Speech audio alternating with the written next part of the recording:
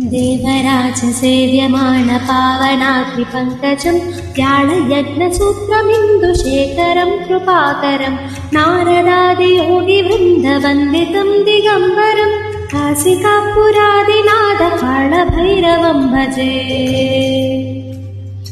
भानुकोटिभास्वरं भवाब्धितारकं परं नीलकण्ठमीप्सिताटदायकं त्रिलोचनं कालकालमम्बुजाक्षमक्षशूलमक्षरं काशिकापुरादिनाथकालभैरवं भजे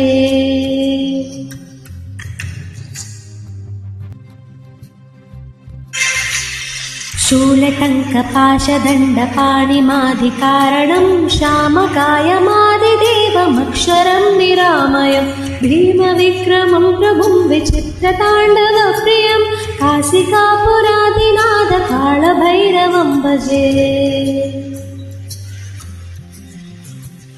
भुक्तिमुक्तिदायकं प्रशस्तचारुविग्रहं भक्तवत्सलं स्थितं समस्तलोकविग्रहं निक्विनिम्मनोग्नहेमकिङ्किनीलसत्कटिं काशिकापुरादिनाथकालभैरवं भजे।